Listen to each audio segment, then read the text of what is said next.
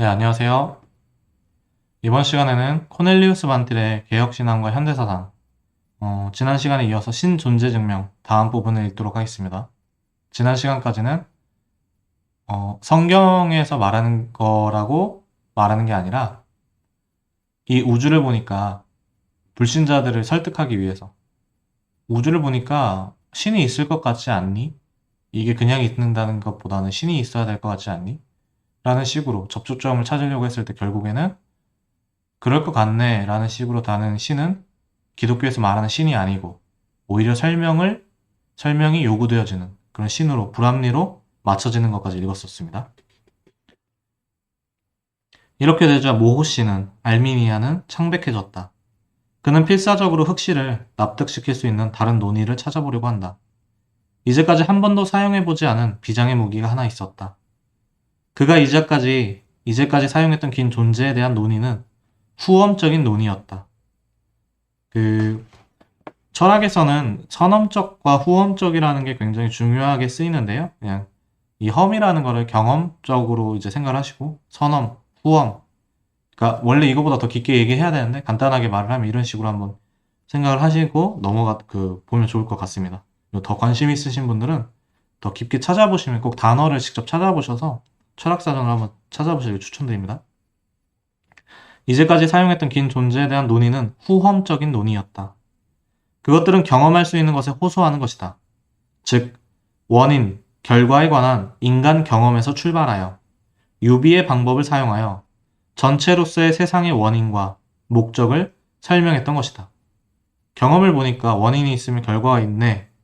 이런 거 비슷하지 않을까? 전체로서의 세상도 원인과 목적이 있지 않을까? 라는 식으로 저는 생각을 해봅니다. 그런데 혁신은 그렇게 원인과 목적이란 개념에서 출발한다면 이 세상 내의 것에 대해서는 신을 상정하지 않는 사람에게도 설득력이 있을 수 있지만 그렇게 되면 전체 우주의 원인과 목적을 하나님으로 설명할 수 있다고는 주장할 수 없게 된다고 말하는 것이다. 그래서 모호 씨는 이제 소위 선험적 논의의 문을 열려고 한다. 이는 유한한 것으로부터 절대적 존재를 상정하는 논의이다. 유한한 것으로부터 절대적 존재를 상정하는 논의이다. 그는 흑시에게 이렇게 말한다. 우리는 유한한 피조물이지만 절대적 존재에 대한 관념을 가지고 있습니다. 유한한 존재 개념은 필연적으로 절대적 존재 개념을 상정시킵니다. 우리는 절대적 존재에 대한 관념을 가집니다. 그렇다면 분명히 우리의 그러한 존재 관념에 상응하는 실제, 리얼리티가 있을 것입니다. 이게 약간 데카르트의 신존재 증명을 좀 떠올리게 하는 말인 것 같아요. 만일 그렇지 않다면 우리들의 모든 관념은 허위일 것입니다. 우리는 분명히 실제란 궁극적으로 합리적이고 수미일관성을 가지며 우리의 관념 역시 이런 합리성에 참여한다고 주장합니다. 그렇지 않다면 과학이 어떻게 가능하겠습니까? 이렇게 모호 씨가 사실보다는 논리에 호소함으로써 위기를 모면해 보려고 하자 백 씨는 잠시 동안 용기를 되찾은 듯 보였다. 적어도 이것은 아마도 존재할지 모른다는 신개념을 탈피하는 것이 아닌가? 또한 그가 교리문답에서 배운 하나님의 비공유적 속성이란 저희는 이제 공유적 속성과 비공유적 속성에 대해서 신론에서 이제 나누거든요. 근데 이게 네덜란드 평신도들을 위해서 지어진 개혁주의 신론 여기도 꽂혀 있네요. 헤르먼 바빙크 박사님이 이거 쓰신 책인데 개혁교회학 개요 신론이 여기서도 보면 하나님의 공유적 속성과 비공유적 속성 이런 게 나오고요. 장로교에서는 좀 기초적으로 그러니까 평신도들이 봤을 만큼 그러니까 기초적인 용어입니다. 그래서 이것도 간단하게 우리와라고 하겠습니다. 공유적인 속성, 비공유적인 속성 이런 식으로 그냥 지금 간단하게 설명드리고 관심 있는 분들은 꼭 찾아보셔야 됩니다. 네. 교리문답에서 배운 하나님의 비공유적 속성이란 것은 하나님께서 필연적으로 존재하신다는 개념에 근거한 것이고 또한 그것의 표현이지 않았는가? 그러나 흑씨는 곧 그를 실망시켰다. 모호 씨의 논의에 대한 답변으로 흑씨는 이렇게 말했던 것이다. 그러나 이번에도 나는 당신과 내 입장 사이의 차이를 찾을 수 없습니다. 물론 우리는 실제란 궁극적으로 합리적이란 것을 믿어야만 합니다. 또한 우리의 정신이 이 합리성에 참여한다는 것도 믿습니다. 그러나 당신이 그렇게 말함으로써 당신은 사실상 우리네 인간 존재와 분리된 신의 존재를 믿어서는 안 된다고 주장하는 것이 됩니다. 우리네 인간 존재와 분리된 신의 존재를 믿어서는 안 된다고 주장하는 것이 됩니다. 우리가 알게 되는 신이란 우리처럼 합리적인 체계의 한 부분이 되어야 하기 때문입니다. 그 체계는 그 구성 요소들의 상호 접근이 가능하고 서로를 표현하는 체계이기 때문입니다. 그러므로 만일 당신에게 하나님이 필연적이시라면 당신 역시 하나님께 필연적인 것입니다. 그런 신만이 바로 당신의 논의와 관련될 수 있는 유일한 신이 아닙니까? 이 말을 듣고 모호 씨는 돌연히 이렇게 외쳤다. 흑씨, 그것은 무섭고 참을 수 없는 것입니다. 우리는 당신이 하나님을 믿기 바랍니다. 나는 그의 실존을 증언합니다. 제가 여기 성경을 하나 드리겠습니다. 제발 이것을 읽으십시오. 그것은 당신에게 예수 그리스도와 당신이 어떻게 그의 보혈로 구원받을 수 있는지를 말해줍니다. 나는 거듭났습니다. 당신도 단지 믿기만 하면 거듭날 수 있습니다. 하나님을 믿고 구원을 얻으십시오. 이 말을 듣는 동안 백 씨는 새로운 용기를 얻었다. 그는 이제 모호 씨의 논의에 침묵으로 동의한 것이 얼마나 큰 실수였는지를 알게 된 것이다. 모호 씨가 행한 대로 원인과 목적의 개념으로부터 신 존재를 증명하려는 것은 순전히 비합리주의와 우연애로 인도할 뿐이었다. 또한 모호 씨가 제시한 절대적 존재에 대한 논의 역시 순전한 합리주의와 결정론으로 이끌 뿐이었다. 따라서 이 모든 논의에 대해서 흑 씨가 그렇게 되면 하나님의 존재란 문제거리이며 하나님은 마치 우주의 존재처럼 전체 우주의 한 부분으로 존재하는 것이 된다고 말한 것은 아주 옳았던 것이다. 그러나 이제 모호 씨가 단순히 신 존재를 증언한 것은 아주 잘한 것이라고 느꼈다. 논리력을 가진 논의는 아니지만 적어도 불신자에 대한 증언 수단으로 사용될 수는 있다고 생각한 것이다. 그리고 신 존재에 대한 증언은 언제나 적절하다.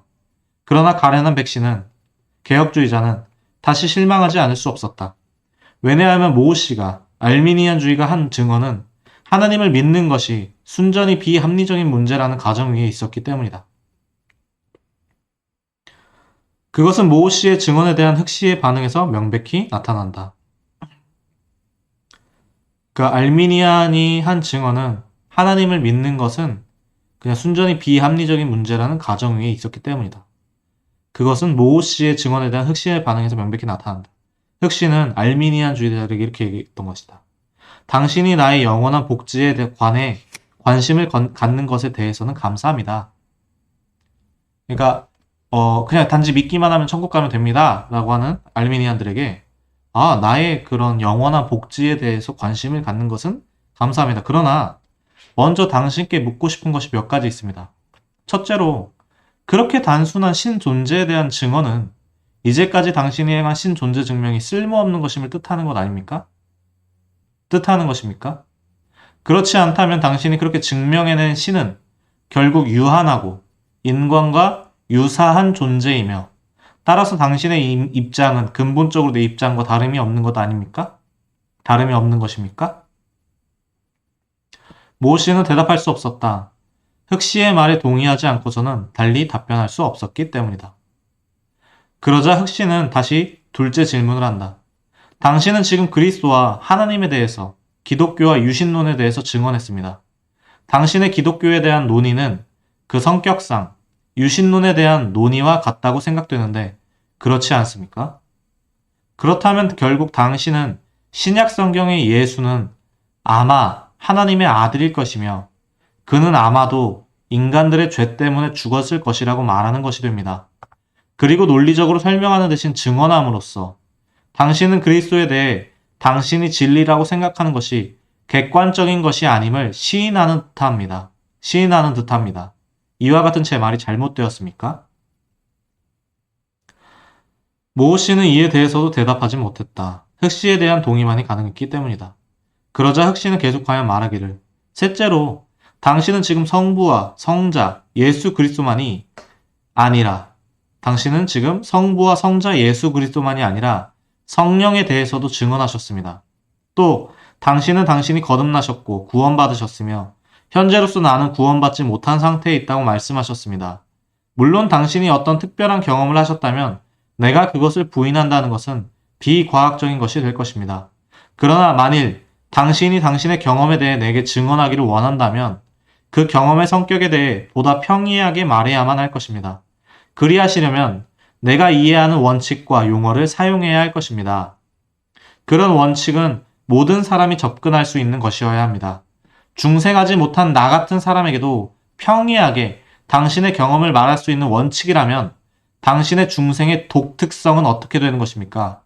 그렇지 않고 당신의 중생 경험이 독특한 것이라면 당신이 무엇을 말한다 해도 나는 이해할 수 없는 것이 아닙니까?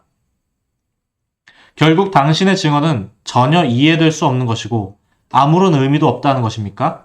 그렇다면 당신의 입장이 객관적인 진리라는 것을 주장할 수 없지 않습니까?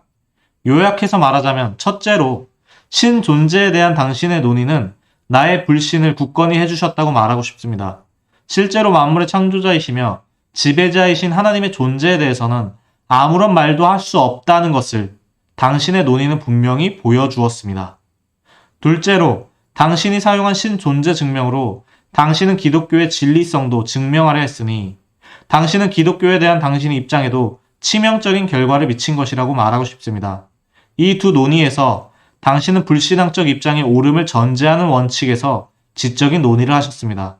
그러나 결국 그 논의의 비합리성이 지적되자 당신은 증언하는 일로 넘어갔습니다.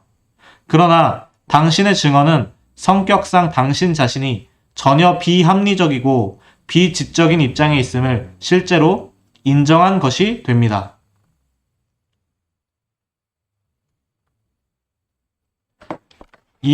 흑씨가 이 말을 마치자 백씨는 개혁주의자는 곧 걱정에 빠졌다. 그러나 바로 이 걱정을 통해서 그는 마침내 자신의 개혁신앙이 참으로 풍성한 것임을 알게 되었다. 그는 모호씨만큼 위대한 지적 능력을 가진 채 하지 않았다. 그는 모호씨의 참된 신앙과 용기를 높이 치하했다. 그러나 그는 더 이상 침묵을 지키지 않기로 했다. 그의 침묵이 죄악이었다는 것을 알게 된 것이다.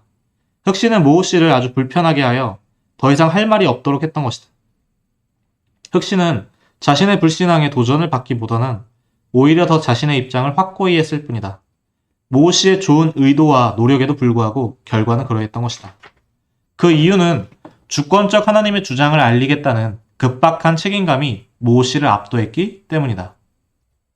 백씨는 이제 모호씨가 행한 신존재 증명이 결국은 불신자가 그것에 근거하여 모든 것을 설명하는 불신 원칙이 옳다는 가정하에서 이루어졌음을 분명히 알게 되었다. 결국 그렇게 모호씨가 행한 알미니안이 지금까지 한 신존재 증명은 결국에는 불신자가 그것에 근거하여 모든 것을 설명하는 불신 원칙이 옳다는 가정하에서 이루어졌음을 분명히 알게 되었다. 그 불신 원칙이란 다음과 같은 것들이다. 첫째, 인간은 하나님의 피조물이라기보다는 하나님 대신에 스스로 만물을 설명하는 최종 참조점으로 그 자체로 궁극적인 존재라는 것. 그럼 반대로 생각하면 불신 원칙이 아닌 것은 인간은 피조물이기 때문에 하나님이 만물에 대해서 설명해 주시는 최종 참조점이 돼야 된다고 좀 반대로 생각하면 좋겠네요. 궁극적인 그 존재가 아니라. 인간 외의 모든 사물도 피조물이라기보다는 우연에 의해 지배된다는 것. 이것이 첫째입니다.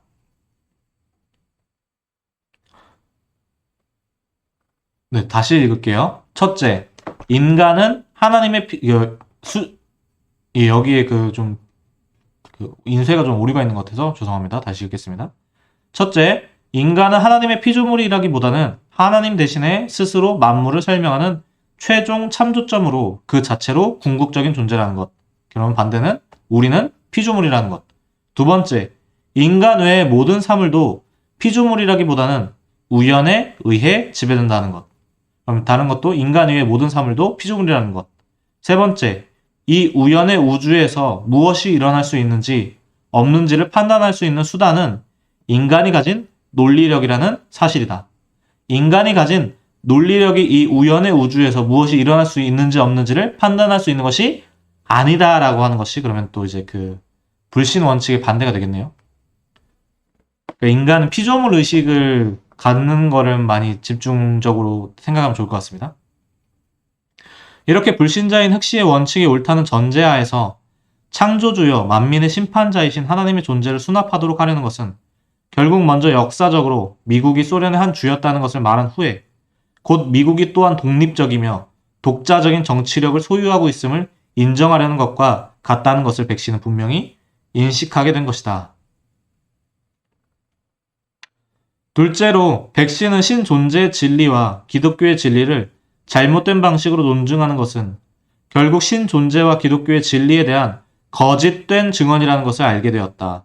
불신자의 설명 원칙이 타당하다는 가정하에서 긴 존재와 기독교의 진리성을 논증하게 되면 같은 원칙에서 증언할 수밖에 없기 때문입니다. 즉, 그렇게 되면 거듭나는 것이 무엇인가 하는 것도 불신자가 수납하는 원칙과 용어의 근거에서 설명해야 하는 것이다.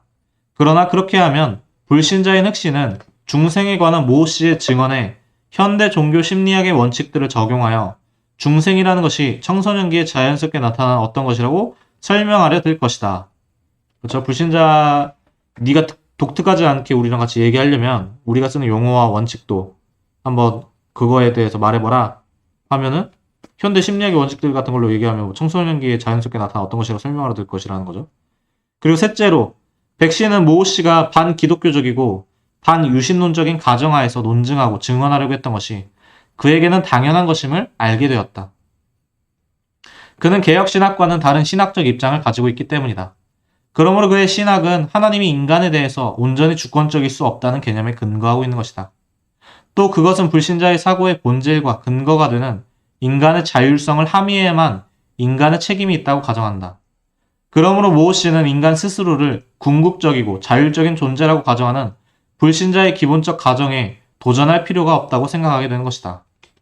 그러므로 백신은 이제부터는 모호 씨와 함께하여 그의 하나님의 진리에 대한 진실성과 헌신을 높이 살 것이 아니라 변증에 있어서도 자기 나름의 길을 가야겠다고 결단한다. 종교개혁이 그런 것이기 때문이다. 그래서 그는 흑시와 다시 만날 약속을 하고 곧 그를 다시 만나보기를 원한다. 그러면서 동시에 그는 모호 씨에 대하여 동료 신자로서 큰 사랑을 나타내며 모호 씨가 불신자로 하여금 예수 안에 있는 진리를 수납하도록 하려는 두려움 없고 끊임없는 노력을 경주하는 것에 대해 높이 평가하게 된다. 그러나 그는 모호 씨에게 솔직하게 다음과 같은 고백을 한다. 곧 자신이 흑시와의 여행 중에서 줄곧 양심의 괴로움을 겪었노라고. 사실 처음에는 당신 모호 씨의 논증과 증언 노력이 흑시를 이길 수 있으리라고 생각하며 믿고 출발했었다고. 그래서 자신보다는 이 같은 문제를 더 많은 연구를 통하여서 더 잘 알고 있는 모호 씨가 잘 대변해 주기를 바랬었노라고. 그러나 이제는 마침내 그 모든 노력이 열매 없고 쓸데없을 것뿐만 아니라 하나님의 영예를 박탈하는 무시무시한 일이기도 하다는 것을 깨닫게 되었다고 말이다. 어떻게 스스로 존재하시는 영원하신 분이 어떤 신이나 어쩌면 존재할지도 모르는 분이 되는 것으로 만족할 수 있으며 만물이 아니라 어떤 것을 설명하는데 아마 필요할지도 모르는 분이 되며 피조물인 인간의 궁극성을 인정하는데 기뻐하시는 분이 되겠는가? 에덴에서 인간의 절대적인 순종을 요구하시던 하나님이 이제는 자신의 피조물의 주장과 반대 주장의 조화로 만족하실 수 있단 말인가? 위의 대화로부터 독자들은 왜 우리가 전통적인 변증학의 방법에 대하여 개혁주의적 방법을 옹호해야 하는지를 확인할 수 있었을 것이다.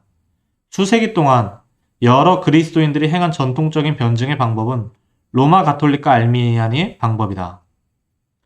다시 지금도 우리가 대부분 하고 있는 변증의 방법이라고 봐도 좋을 것 같습니다. 지금 그런 노력, 누누이 말씀드리지만 그런 노력이 없어야 된다는 걸 부정하려고 하는 게 아니라 사실 되게 많이 하고 있는 논쟁 같은 것들이 그러니까 그걸 부정하는 게 아니라 그게 있어야 되는데 수세기 동안 여러 그리스도인들이 행한 전통적인 변증의 방법은 로마 가톨릭과 알미니안의 방법이다.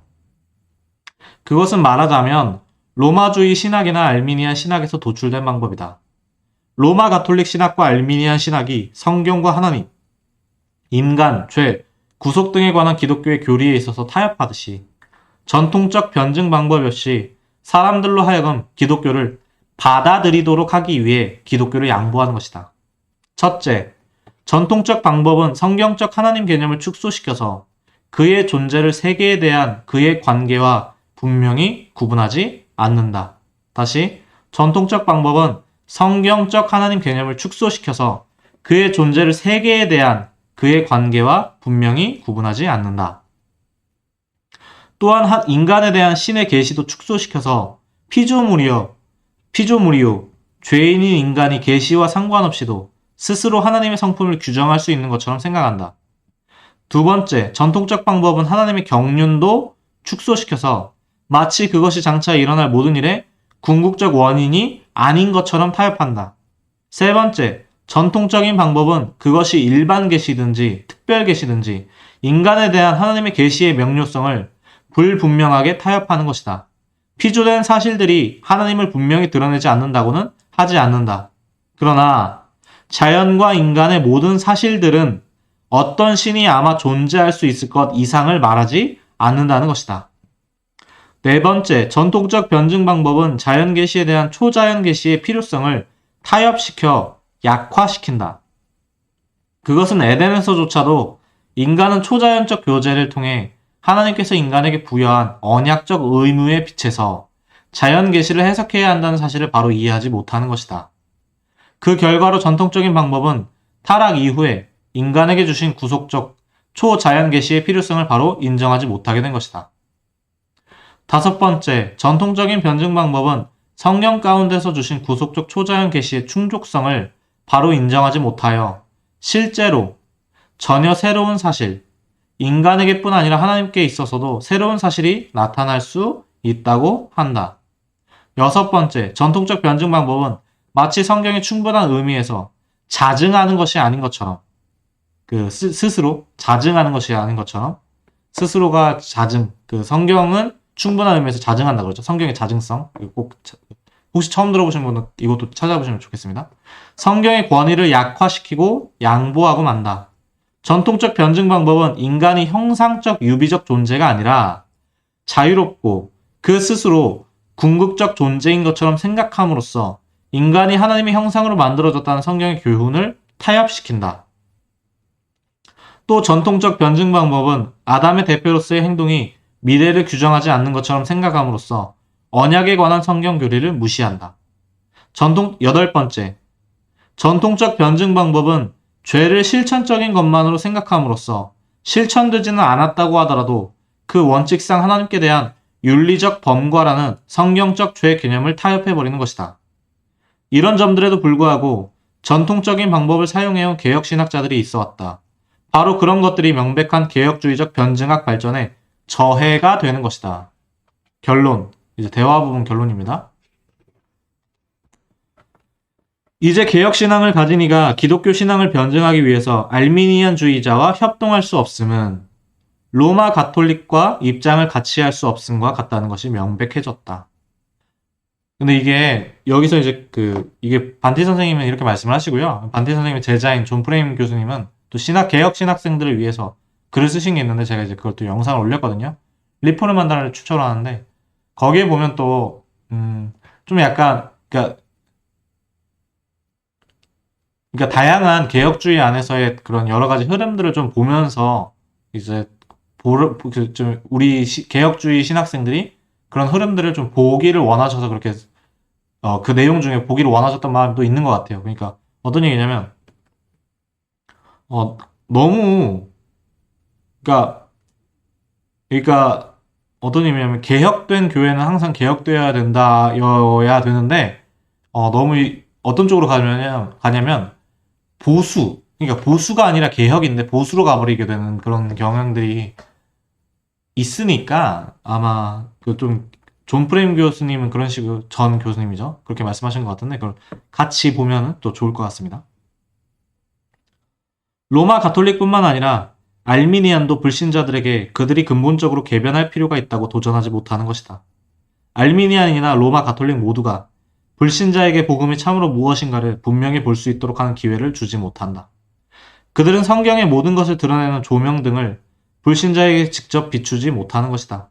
그뿐 아니라 그들은 불신자로 하여금 참 의원 되신 분을 바라보도록 하여 그 의원이 자연인의 마음이 전적으로 폐괴하였으나 모든 병을 고치실 수 있는 큰 의원 외에는 그 누구도 그 폐괴를 통찰할 수 없다고 말씀하시도록 하지 않는다. 물론 우리는 여기서 사람들에 대해서보다는 주로 체계에 대해서, 시스템스에 대해서 말하고 있는 것이다. 즉, 많은 로마 가톨릭과 알미니아는 그들의 신학적 체계보다는 더 성경적이란 말이다. 여기서는 우리 모두가 기뻐할 수 있다. 그러나 개혁주의 그리스도인들은 모두 그 주님께 진실해야만 한다. 우리는 죄인들을 깊은 동정으로 사랑해야만 한다. 그러나 죄인을 사랑하는 것 이상으로 우리는 그리스도를 사랑해야 한다. 그러므로 죄인을 진실로 사랑하면 할수록 더 타협하지 않고 그들에게 필요한 것을 보여주어 그들이 스스로의 개념대로가 아니라 하나님의 표준에서 구원받을 수 있도록 해야 하는 것이다. 성경의 말씀을 사용하여 병을 진단하시는 이는 그리스도시며 또한 그가 말씀하시는 대로 자신의 병, 죄를 고백하는 이들을 고쳐주시는 이도 그리스도이기 때문이다. 네, 이렇게 해서 1장 마쳤고요. 1장이 개혁신앙과 기독교 변증 마쳤고요. 다음에는 제2장 개혁신앙과 전통적 로마 가톨릭 사상 부분을 들어가도록 하겠습니다. 이제 여기서부터 철학적인 얘기들이 좀 더 나올 거예요. 그래서 지금보다도 더 전문적인, 그러니까 지금보다는 전문적이면서도 더 지적인 그런 노력이 좀 요구가 될 것 같습니다. 네. 필요한 부분은 제가 가능하면, 제 수준에서 가능하면 그 설명을 좀 더 어렵다 싶으면 그동안 했던 것처럼 좀 더 글 같은 걸로 쓰면서 나누면서 이렇게 한번 해보도록 한번 시도해 보겠습니다. 네. 그럼 다음에 뵙겠습니다. 감사합니다.